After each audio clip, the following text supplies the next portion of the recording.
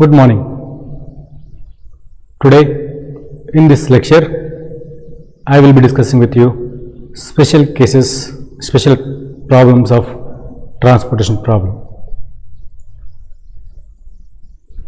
These are all the special cases we have in our transportation problems. More than one optimal solution that was discussed in our previous lecture. Degeneracy, unbalanced problem, demand less than supply or maybe demand greater than supply, unacceptable or prohibited routes, maximization type transportation problem. In this lecture we will speak on degeneracy and its addressing in the transportation problem. Unbalanced problem, demand less than supply, demand greater than supply, maximization type transportation problem. Topics to be discussed in the next lecture: unacceptable or prohibited routes, some more examples and some suggestions while solving problems. These are some of the assumptions when we solve transportation model. They include a problem must be a balanced problem, that is supply equal to demand. All sources can transport to every destination, there is no restriction. Unit transportation cost is known in advance. All sources can transport to every destination. If there is a restriction, that has to be specified. That we will see in the next lecture. That assumption is relaxed and that will be how that will be addressed. We will be discussing in the next lecture. The transportation cost is directly proportional to the number of units transferred in that particular route. The objective is, in general, to minimize the total transportation cost as a whole of the model. So when we look into the solution of solving a transportation model, we construct initially transportation cost matrix, a simply cost matrix of a transportation problem, and find initial basic feasible solution using any one of the method such as northwest corner, row minima, column minima, or matrix minima, or least cost method. So Vogel's approximation method is another method that is widely used in transportation. Once we obtain initial basic feasible solution, then we go for testing optimality, where we compute unused route, its net evaluation or the opportunity for that route to be in allocations. So what is its role and how it affects the cost of transportation?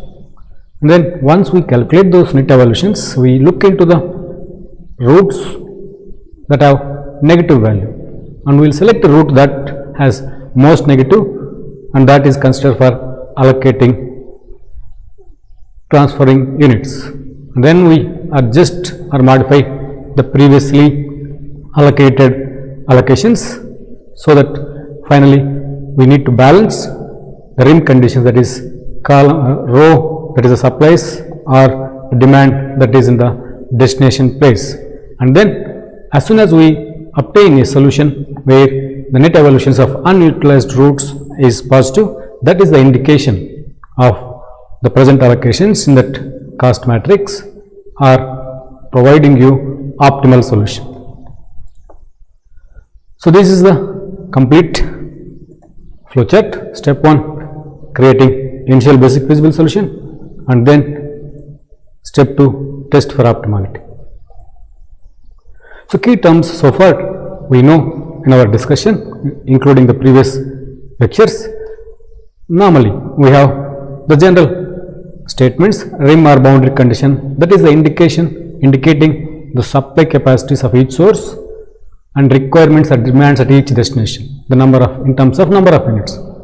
Allocation is the number of transfer units that are assigned from a source to destination within the rim conditions of your problem.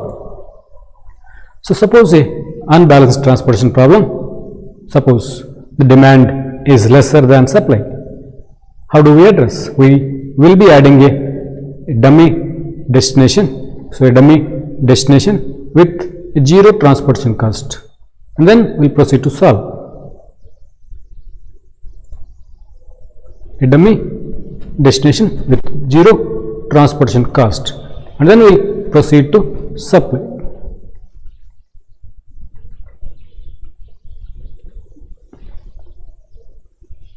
So when there is a demand is greater than the supply, then we add additional supply source, additional supply source,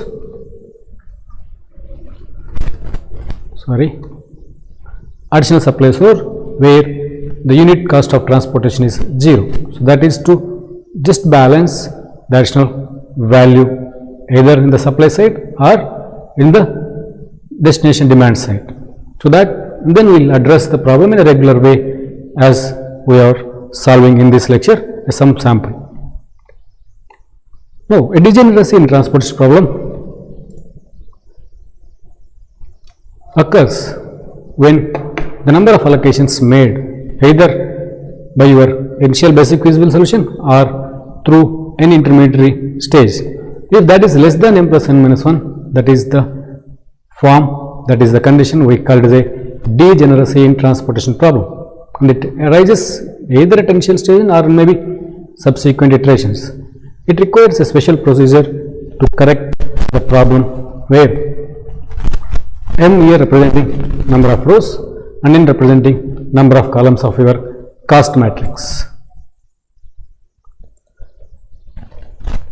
So allocations are at independent positions, and then it is impossible to find UV values for your modified distribution method or UV method when we have enough number of occupied cells, okay, but without enough number of occupied routes, to trace a closed loop path for each unutilized route is impossible.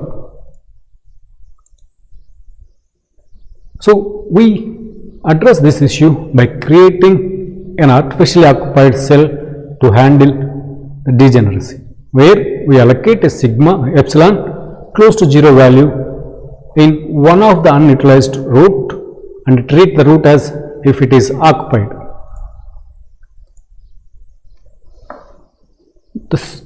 The square, the route is chosen that must be in such a position that it should allow the calculation of UV method. Although there is usually a good deal of flexibility in selecting the unused route, we will be discussing this scenario in next couple of slides. Let us see, there is a cost matrix. There are 5 factories, they supply to 3 departments or depots using the any one of this unit cost of transportation. And we have these 5 factories and 3 depots. Each factory has a capacity that can supply in terms of units, and a unit cost of transportation is given in the cost matrix at the top left corner of each route, and demand is given at the end of the column. For a destination at depot A is 800, depot B is 600, depot C is 1100. So this case is a balanced case where we don't need to add any dummy row or column. Now we use in this problem row minimum method to create initial basic feasible solution. So for the first row, when we consider the minimum is 40, so assign as much as possible here the 400 and discard the row or column whatever it is justified or satisfied, no need to require any other allocations. Then modify appropriately at your row and column and proceed to the next least cell in the row for your further allocations. Now the 200 is remaining for B, and the next minimum, no need to require any other allocations. So the first row is discarded. Now consider the second row and proceed until the last row by row from the top to bottom, and complete all the requirements of demands from various factories. So 400 from factory 2 to C, and it has become now the C further required 700. The factory 2 2 is exhausted. The factor 3, the row 3 is now the 60 is minimum. So 500 is, any 660 can be considered in here. Any 60 can be considered. Now the remaining 200 requirement at C, the factor 3 capacity is completed. Now the next row all 60, so you can consider any 60. So now the 260s we are considering, so that the factory 4 can supply to destination B and destination C 200 the requirement. Now with that the factory C is completed requirements, factory B is depot B is completed with requirements. The only left route is 5 to A. The remaining capacity can be assigned to factory A, therefore it is completing all your allocations. So now the allocations are from 1 to B, 2 to C, 3 to C, 4 to B, 4 to C and factory 5 to A. That completes all the allocations and it is balancing your rim conditions. It is satisfying rim condition, that is your supply capacities, the factory supplies and requirements and demands at your destinations. So these are all the allocated routes. Now the units allocated, the total cost of transportation for these allocations is now 1,10,000 rupees. Now this is the initial basic feasible solution and it has, to test optimality we need to look at the check. It requires the number of allocations must be equal to m plus n minus 1. Now here in this case this is not equal 6, is not equal to 7. This is called as a degeneracy in transportation problem. Now to address this we need to create an artificial occupied cell to handle this, that is place a small quantity as much as small, that is close to 0. It is not going to increase the total cost of transportation. And in one of the unutilized route and treat that route as a it is occupied and try to test for optimality. Now we have here unallocated routes 1 to A, 1 to C, 2 to A, 2 to B, 3 to A, 3 to B, 4 to A, 5 to B and 5 to C. You can assign at any place, but that should help you to calculate the UV values for your UV method. So allocations must be in a independent position when you are trying to look at test for optimality and proceeding your solving your and finding your problem optimal allocations. Now I am considering at the least cost cell right now in allocated routes 40. Let me test by placing this now. We have m plus n minus 1 equal to 7 number of allocations. Name row as ui and column as vj. So now we have u1, u2, u3, u4, u5, v1, v2, v3. All this, whatever this now, we have completely in detail it was discussed how to find. Now here we are going in a quick fashion how to calculate. Now you can make any one of the, you need to find first u, I, vj values by using the allocated or occupied routes. So for that you make the cell wherever the allocation route is there, ui plus vj equal to cij. Now I am starting with v1 equal to 0. So v1 when is 0, u5 is 30 and u5 30, v3 is 10 and v3 is 10, u4 is 50, v3 is 10, u3 is 50, also u2 is 30. So when u4 is 50, v2 equal to 10, when v2 equal to 10, u1 equal to 30.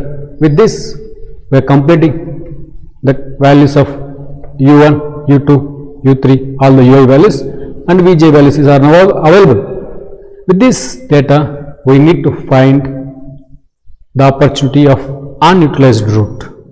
Is it going to increase the cost of transportation or is it going to show improvement? So now we calculate the unutilized route opportunity using these ui vj values, and we will find the modified cost of unit transportation.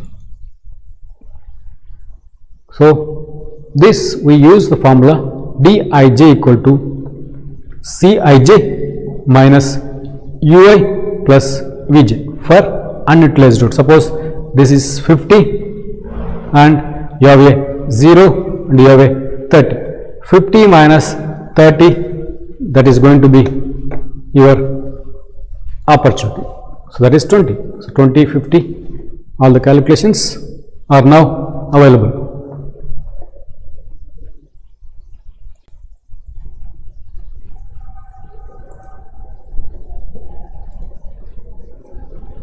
So now when we look into the opportunity index here, all the values are positive.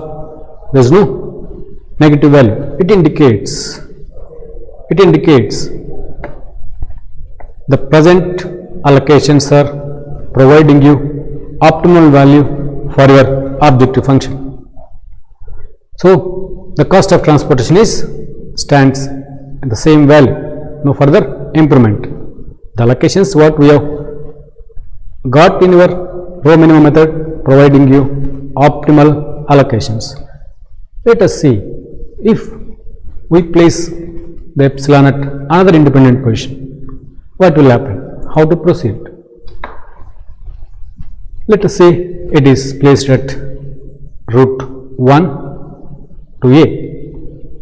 Now the allocations, number of allocations are m plus n minus 1 equal to 7, which is number of allocations are same. Now this can be tested for optimality. Name rows ui and columns as vj, calculate ui and vj and find the opportunity index of unallocated routes.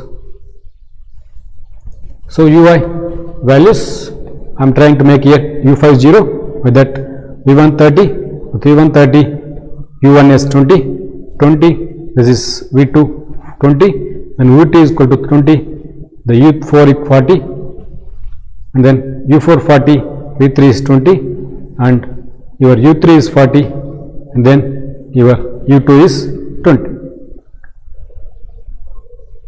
The formula we have used here, Cij equal to ui plus vj, Cij equal to vj plus vi, that is the formula for finding opportunity of unutilized allocation or route, or otherwise the modified cost of unit transportation we will be finding with these values for unutilized unallocated routes. So this is 40, where 80 minus 20 plus 20. So now with that calculations we have minus 10, both are equal. You can select any one of the minus 10 and you can modify the allocations, and you need to consider these routes for allocations. Now let us say I am considering u3 v1 route and I am assigning a theta value to the route. Now once we assign this theta, we need to subtract at in the row and also in the column. Let us go first row. So we subtract minus theta, and similarly the same column we need to add theta. Once we added the theta, we need to subtract in that row, and also once we subtract, the column has to be adjusted, that is plus theta. Now the row has to be adjusted, minus theta, so already plus theta is there, the loop is complete.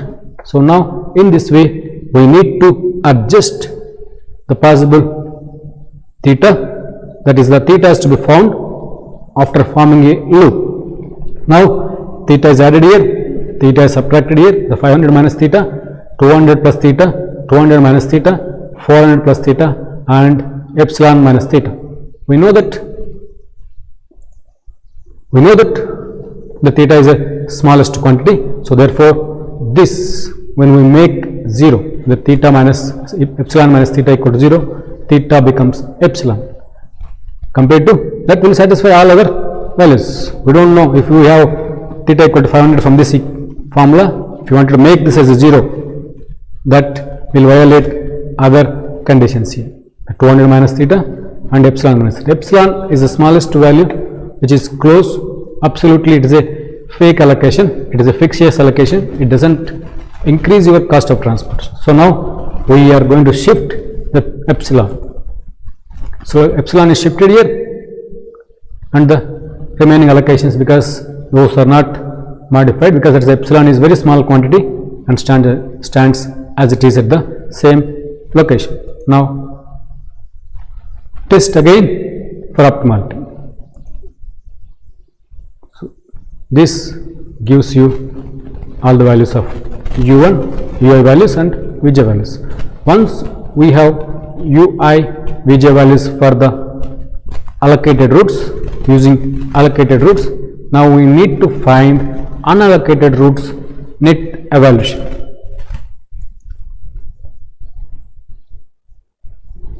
(10, 40, 40, 30, 10, 0, 20, 10). So this is now indicating you have epsilon can be even other place in the column, so that we can be satisfying all your things, and it is an alternative position available. But earlier epsilon was chosen here. Now that was also same thing here. The 10 where epsilon earlier was not there, the 10 was your index value here. So now when we have epsilon here, we have alternate position for epsilon, that gives you the same cost of transportation, total transportation. The epsilon, when it is there at your u5, v3 also was providing you same cost of transportation. Now it is showing all the values of unutilized routes are 0 and greater or positive value. That is the indication that the present set of allocations are optimal. The cost of transportation remains unaltered. So let us look at another problem. When we have a scenario, we need to maximize from the transportation. There is a profit generated from the transportation, then how to address? If the objective is to maximize the profit from all the allocations, a minor change is required in the transportation problem. What is that? We will see through one of the examples. So convert the problem into a minimization type by subtracting the profit elements, the profit values in each of the route from every. Subtract the profit element in each of the route from the maximum profit of the element. Once optimum allocations obtained for the modified table, place them in original profit matrix and find the objective, that is the maximization profit for the problem in analysis.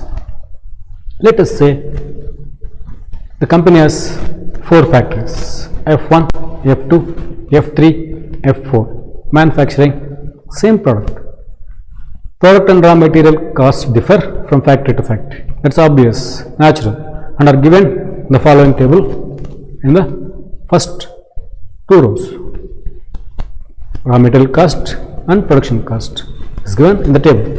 The transportation cost from the factories to the sales depots is given, also given in the same table.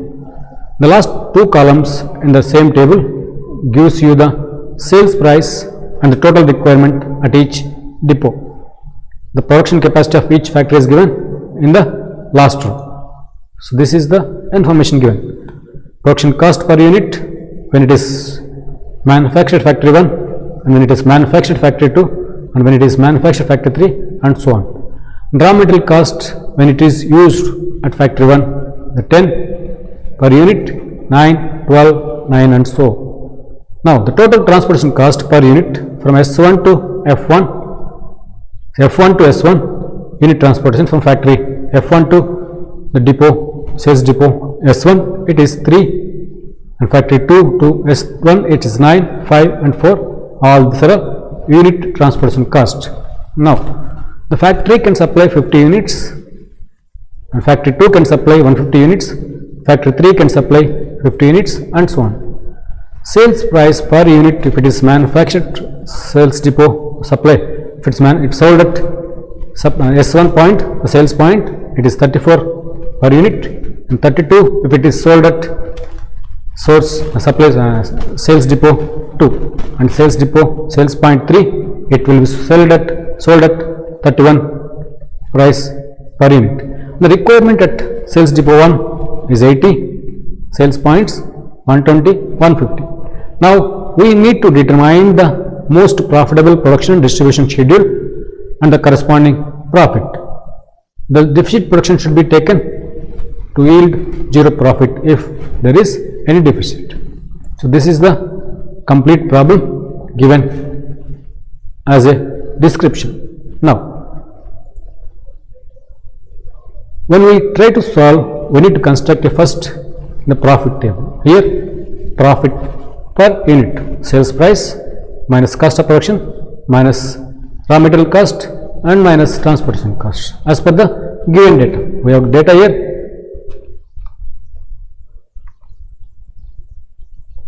production cost, raw material cost, transportation cost, and then sales price. Sales price minus this cost is that will give you profit. So now when it is manufactured at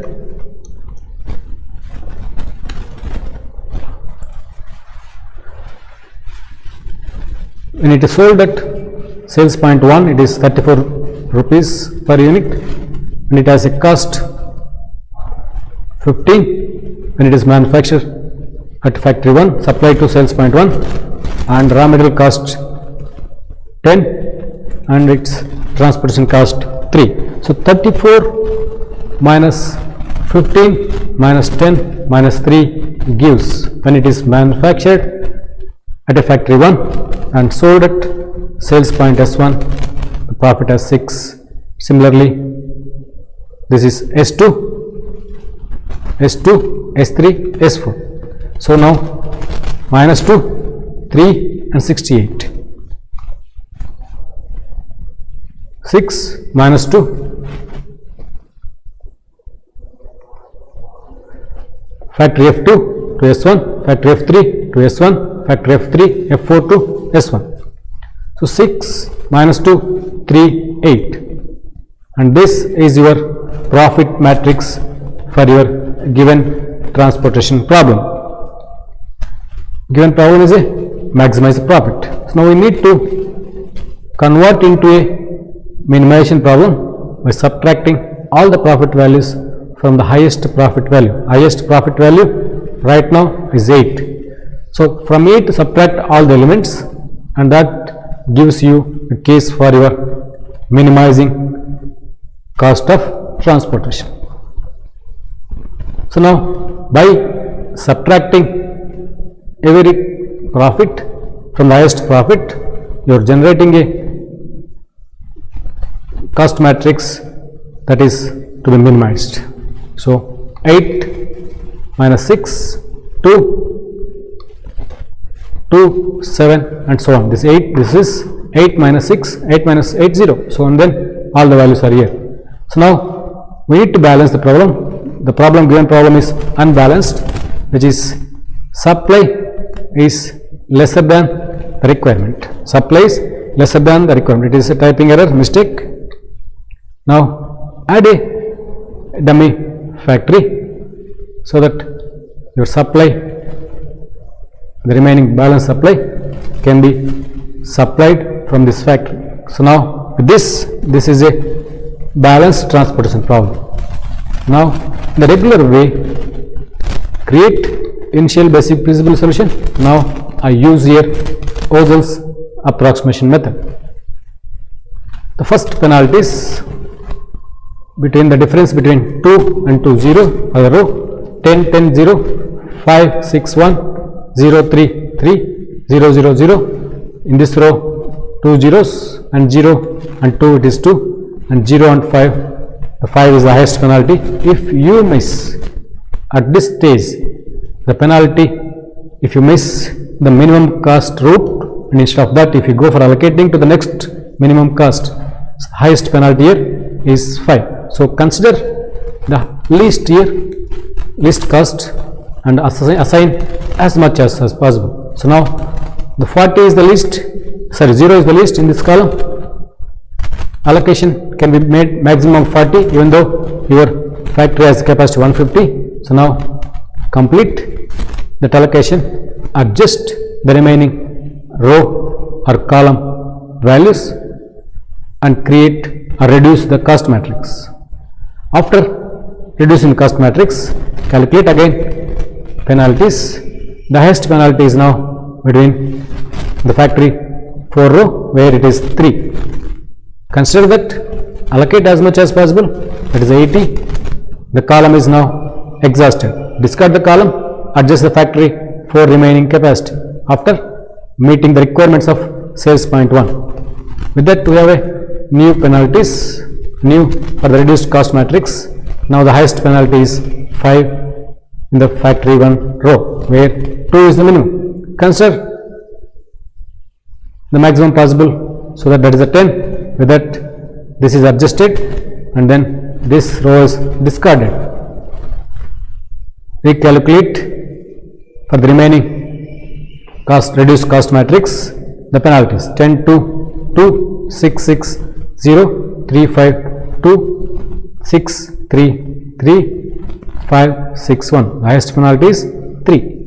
So now we need to allocate as much as possible here in the route 4 to 2, that is 20 possible. With that row is exhausted, adjust the column, that is the depot for the requirement. We calculate again the remaining penalties for the reduced cost matrix. So highest penalty here it is 6. Consider that least cost in that column and assign and adjust appropriately.